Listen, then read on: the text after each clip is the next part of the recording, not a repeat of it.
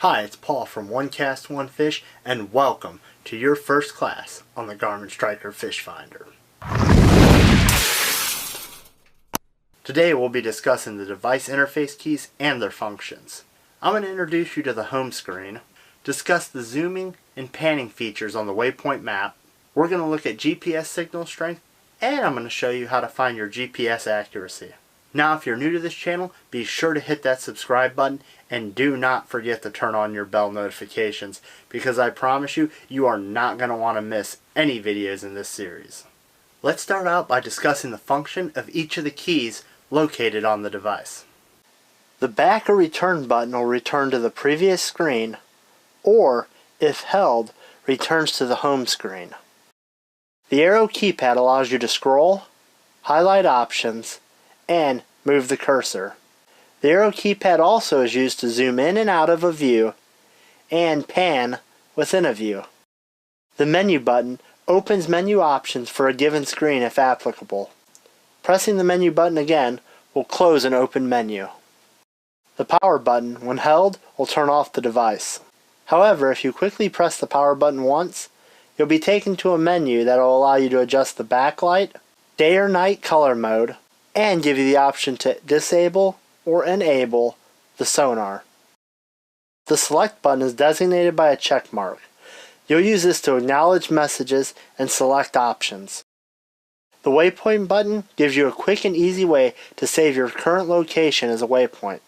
It's extremely important that you feel 100% comfortable with all of the keys and their functions located on the device interface, as we'll be using them to navigate screens and menus throughout the videos in this series. The home screen is the main menu for the Garmin Striker Fish Finder. This is where you'll be selecting the features of the fish finder that you want to use, such as the traditional sonar, flasher, and GPS waypoint maps. Now, one thing about the home screen I do want to point out is if you scroll all the way to the bottom, you'll see an option to customize home. We'll be going over in depth how to customize the home screen of your Garmin Striker Fish Finder in a later video. Now, as a tip and a reminder, as I mentioned earlier, if you hold the back return button, regardless of the screen you may be on, you'll automatically be taken directly back to this home screen. Now let's take a few moments to discuss the zoom and pan features of the waypoint maps, along with an example of how to apply them. If you look in the upper area of your screen, you'll see the options for zoom and pan, along with corresponding up and down and left and right arrows. These arrows represent the inputs from the arrow keypad that you'll use for the desired function. The zoom and pan features can be used by themselves, but really shine when you learn to use them together. We'll start with the zoom function. In the lower right hand corner, you'll notice that we're currently zoomed out pretty far at 30 miles. Though 30 miles is a long distance, it gives you a good view of many of our waypoints that are spread out across this body of water. Now, by pressing the up arrow on the arrow keypad, we'll zoom in on the current location, which will use the boat as the center point. You'll now notice that our distance line is now indicating 12 miles, and we lost some of those far off waypoints from the map.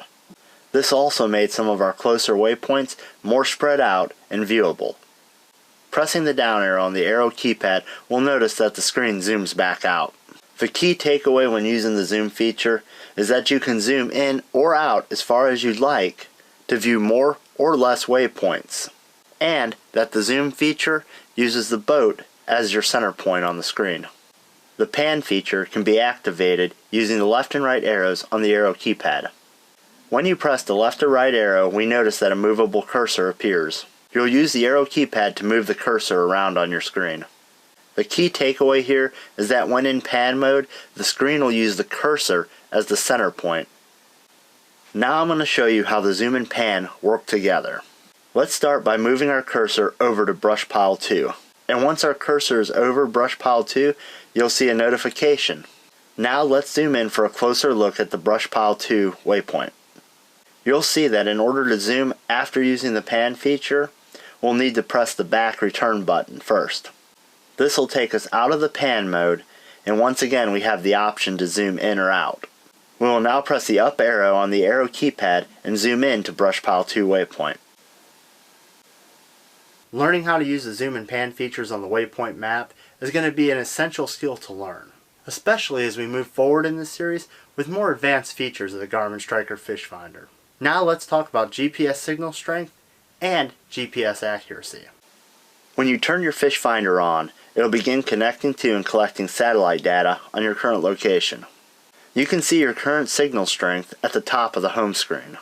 You can also take a more in-depth look at your GPS signals from the home screen. Scroll down to and select Settings, System, GPS, and select Sky View.